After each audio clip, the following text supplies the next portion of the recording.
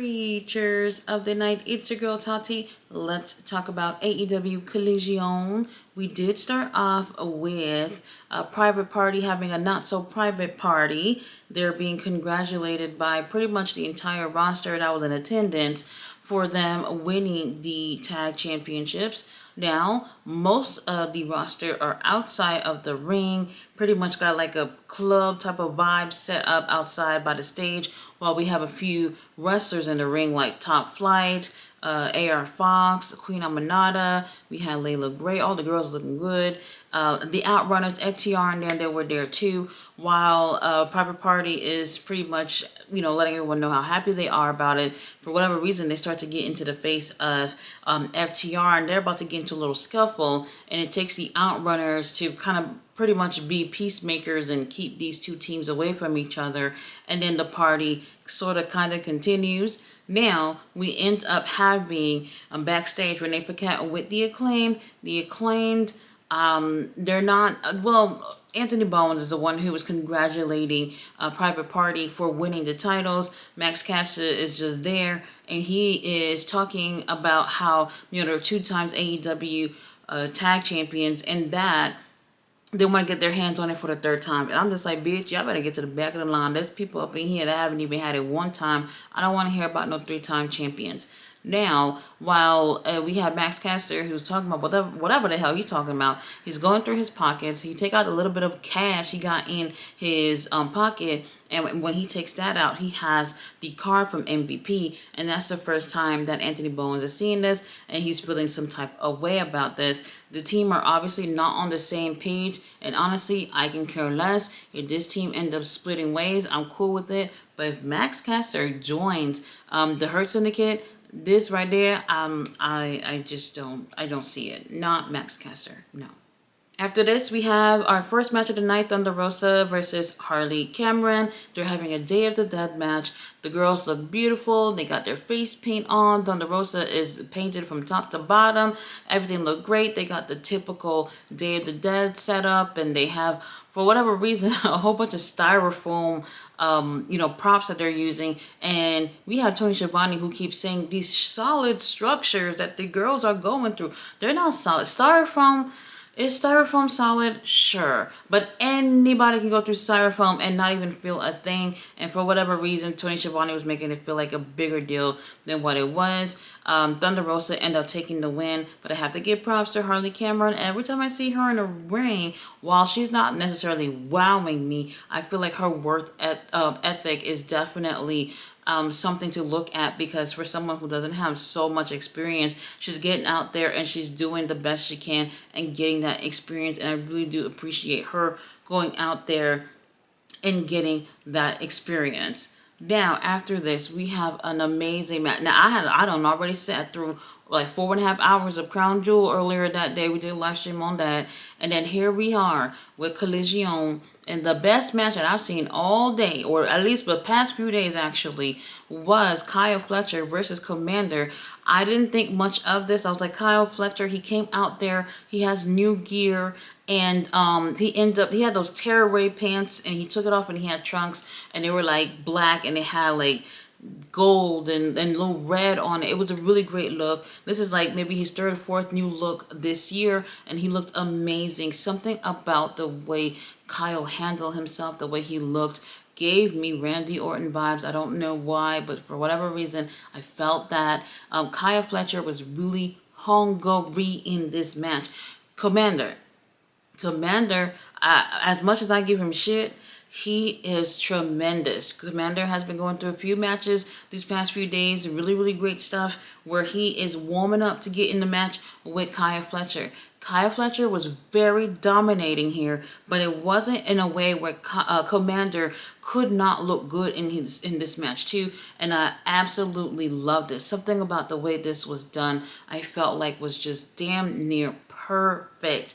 We had Alex Abrahantes, who was ringside for no reason half the time, well, most of the time, in my opinion, and he gets his ass whooped. And I'm just like, you know what? Great. Loved it. kind of thought it was slightly strange that Uncle Don wasn't there, but whatever. Kaya Fletcher did the damn thing. Commander did the damn thing. And this right here, it was the best match that I've actually seen past few days. So kudos for these two guys for really, really tearing it up. It was one of those matches where you're clutching their pearls, where it's very intense in terms of you can see the amount of aggression from Kaya Fletcher, and then you can also see Commander, and I think like more in the beginning he seemed sort of kind of, don't want to say defeated, but kind of weakened, which is something we never really see with Commander. But either way, the chemistry between these two guys were absolutely amazing. You can see that Kaya Fletcher is on another motherfucking level in comparison to how he was even earlier this year.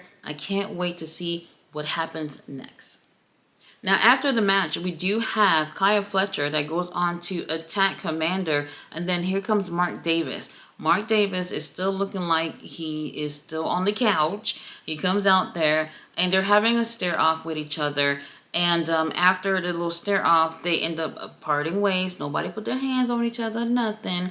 And then we end up having Mark Davis check up on Commander, who was outside the ring. And that was very interesting. Part of me was just like, why don't you just stomp him out? Why don't you just stomp him out and join the Don Callis family? But it did not end up happening. After this, we have Daniel Garcia. We have Jackson Perry. Jackson Perry is doing a promo where he's not even facing the camera. He's talking. And then all of a sudden he's interrupted by Daniel Garcia. Daniel Garcia has his eyes on that TNT title. And I've been saying, I knew that somehow, some way, that from MJF and Daniel Garcia, that this was going to translate to getting to Daniel Garcia and Jackson Perry, which we're definitely leading down that road. For whatever reason, they've been having these promos lately where they're just like so close to each other that they can fucking like it's like a sexual tension between the two of them. I've even seen people asking like, what's going on with these two? Why they seem so close lately? Like, it's a very weird thing that they got going on. I don't know what it is. Long story short, obviously Daniel Garcia wants to get his hands on that title, and we'll see. Full Gear, I can see it, these two for sure. After this, they waste our motherfucking time with Brian Cage and Lance Archer. I am not understanding what's up. They have local talent that come out there. I'm sure the local talent are happy to get their TV time. But what does this do for Brian Cage, who is a TV champion in Ring of Honor? And I'm just like, all right, bro, we haven't seen you on the show past few weeks. Lance Archer got his own thing. Oh, and then another thing.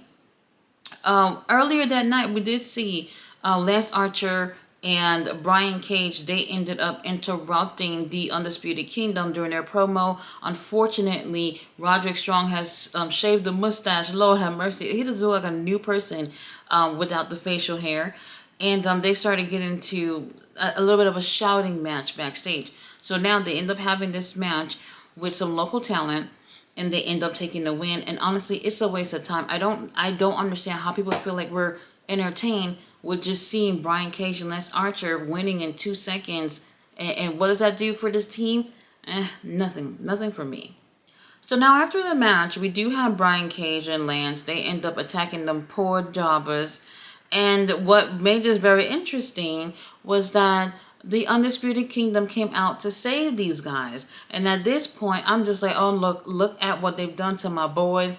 They're full-on baby faces. Not only are they full-on baby faces, and just to confirm it, they end up having Kyle O'Reilly watching this whole fiasco from backstage. And at this point, you're seeing Kyle O'Reilly just sitting there at the TV like, shaking his head and everything. I'm just like, so now that they're the good guys, you're thinking about joining them again? You can stay over there with the conglomeration. We don't need you at this point. And to be honest, I am kind of feeling a little heartbroken that my boys are the good guys now.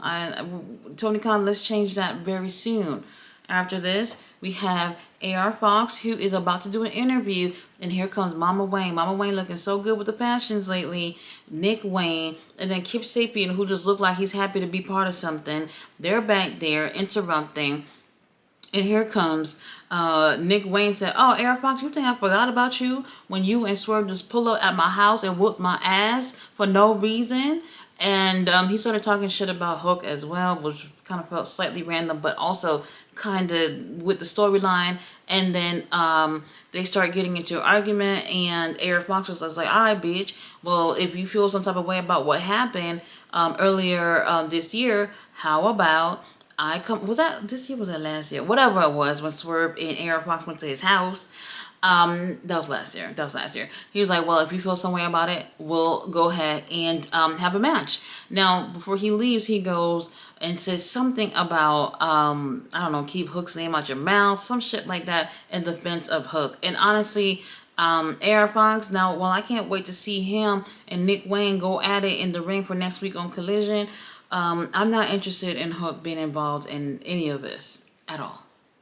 Alright, so before we get into the drama, we end up having Chris Statlander, long story short, who is really upset about Mercedes for attacking her after her match with Camille. Basically says, bitch, I'm coming at you for Full Gear, and I'm coming to get that TBS title. We'll see about that. Now, here we have Moxley, who's supposed to take over Philadelphia, or whatever the hell they said was supposed to happen. Moxley comes out there. He's in the crowd with Wheeler Yuta and our girl, Marina. Marina is looking at all these losers in the crowd. When I'm telling you how she's looking at people like, damn, all y'all motherfuckers are just nothing but losers up in here. The way that she was looking, if looks can kill, everybody will be dead. Anyway, Moxley is talking about Orange Cassidy, cutting a promo on him. And honestly, I didn't even know Orange Cassidy was from Philadelphia. So obviously people are not happy to hear about that. And then here comes someone else from Philadelphia, which is Action Andretti. Now, this is interesting, really interesting, that Action Andretti. And I didn't even know he's from Philadelphia. To be honest with you, Tony Khan, I know nothing about Action Andretti and other people on the roster because, well, you don't make them a big deal. Now, here comes Action Andretti, who goes on to talk about how he's the better person from Philadelphia. And apparently, Wheeler Yuta is from Philadelphia. Well, you know what? Anyway, whatever. Everybody from Philadelphia. Anyway, now, while he's doing all this talking, he wants to get in the ring with Wheeler Yuta and whoop his ass. But then, instead of Wheeler Yuta coming out, here is Pat coming from behind and attack Action Andretti. And honestly, I was just like, oh, wait a minute. Why don't we just ask Action Andretti if he want to be part of the group? But nobody's listening to me, so they end up having a match. Pac, Action Andretti have a match, and it's not a squash, which I thought they was going to do. It was a good match. I think we got a chance to see really great things from both of them. Moxley, Marina standing there like they're unimpressed, and Pac ends up taking the win, and it is what it is via a brutalizer. And when I say brutalizer, that shit was brutal, because Action Andretti barely looked like he was fucking alive. He ends up taking the win, and just when you thought that Moxley and crew were just going to beat the shit up out of Action Andretti after this, here comes Orange Cassidy in the crowd, and he's cutting a promo. Orange Cassidy, I have never heard Orange Cassidy talk this long, ever, and I was traumatized. I want to hear Orange Cassidy talk. I'd rather hear him not talk at all. Now, he is doing his little promo, and we have Action Andretti is still laid out in the ring, by the way, and everybody else is there. We have Orange, who is out in the crowd. We do have Moxley, who's kind of like, he's annoyed, he don't want to hear any of this shit. And then here is Orange Cassidy spilling Wheeler Yuta tea, talking about when you was homeless, you had nowhere to stay, you was staying up in my living room. I was like, wait a minute, you're not gonna do that. You're not gonna do that to Wheeler Yuta now that y'all got issues. And then Moxley's just like, you know what, Wheeler Yuta, just take out the trash. Now, Wheeler Yuta looks a little conflicted, like you don't want to do anything.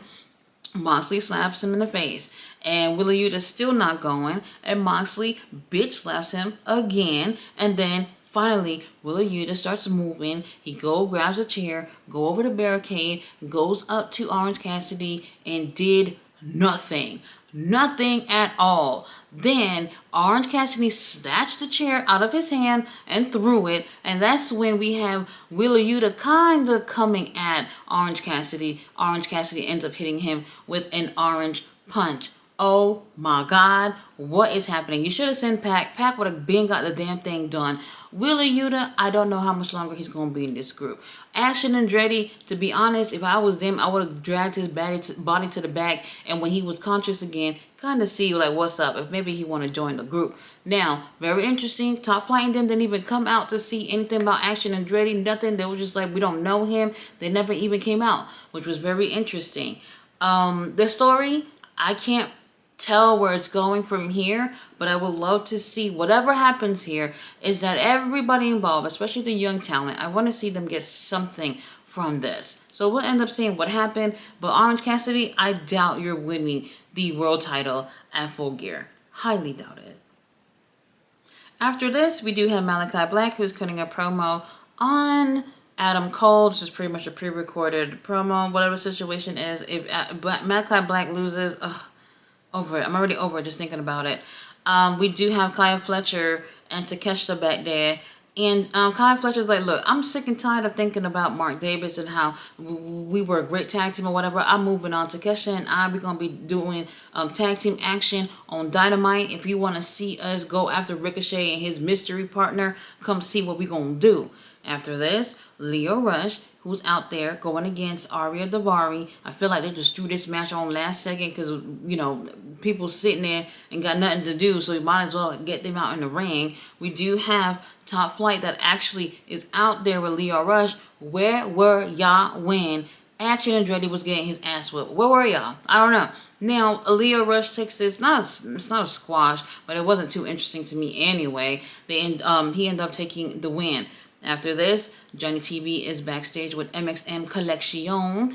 And long story short, he's like, if you guys want to collab, I'm available. And for whatever reason, MXM are just in awe of Mr. Television. But I don't know, when they said that, it makes me laugh. But long story short, they said collab. They didn't say him being part of the group, which I will take. I feel like whatever MXM is doing, it works. With just the two of them, Johnny TV getting into it in terms of being officially part of MXM Collection, maybe I don't think it's worth doing.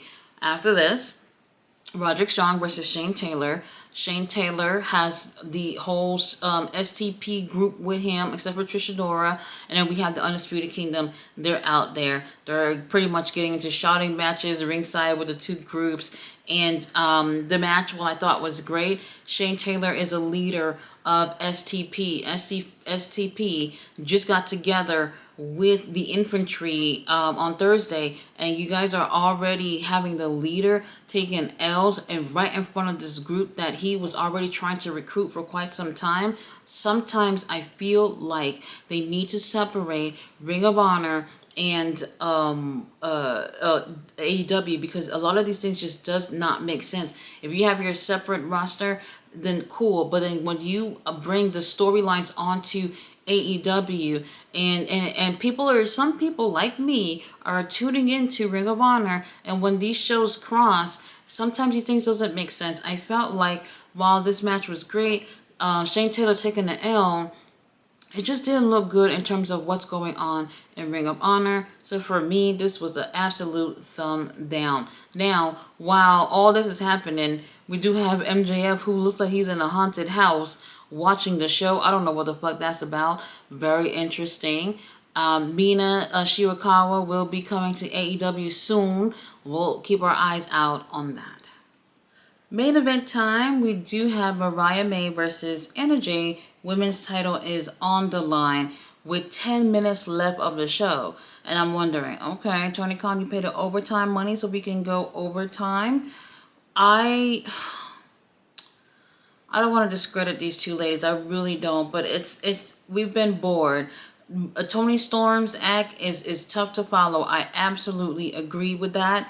However, Mariah May was the issue I had with her and her feud with Tony was that after them not necessarily being together anymore, it was an opportunity for them to have Mariah be her own self. And due to her pretty much kind of still, well, not kind of, she was using Tony Storm's moves and the look and all that stuff. Rather than giving us who Mariah May was, she was still in the shadows of Tony Storm. Now that she's champion, she's still doing the same thing where you're still kind of getting some shades of Tony Storm within the moves and the promos and stuff. And it's like, she hasn't stand out for being Mariah May yet. So for this match, I'm not sure what happened. We saw the two girls come into the building earlier, but then after that, I don't remember them ever mentioning about these two girls going at it again. Now they have their match. The match was okay. 10 minutes left of the show, and I'm just thinking, all right, well, Tony put the overtime money. I was very surprised to see that at 10 on the dot, our girl Mariah ends up retaining, and the show is over. And I'm just like, wait, what? What are we doing? I think they build Anna Jay to look good. She did look good these past few weeks, yes. However, Tony Khan, AEW, why aren't we making a bigger deal of these ladies? You gave us 10 minutes. 10 minutes. I have absolutely enjoyed Collision. When they started Collision, they were having 20, even longer minutes in terms of main events. And they made the main events feel big throughout the match. Y'all remember they had like the promos at the beginning of the shows for Collision. You remember that? Right before the music started, everybody got their little promos going, and it was really, really cool to get everybody hyped up for the show. They don't even do that shit anymore. And now that there's the ladies who were taking over with the main event on Collision, you gave them 10 minutes? I'm not happy about that. I'm not happy about it. Didn't even feel like a big deal. Even I end up forgetting that this match was even happening because there's a lot of other things happening. Moxley and them, that whole thing with Moxley taking over Philly and everybody, that was longer than the girls in the main event. I understand we got bigger storylines going on, but when you're taking the time to say, this is such and such as our main event, make it feel like a main event. And honestly, didn't feel like that to me. Mariah retains. Anna Jay has absolutely improved, and I can't wait to see what more she has in store for us. Tony Khan, let's get it together. The episode, not bad. We have some good stuff, some new developments going on with this whole BCC 2.0 or whatever they're called. I don't know. I can't wait to see where it goes from here. I will be back on Wednesday as usual for Dynamite. I'll see you guys then. Bye.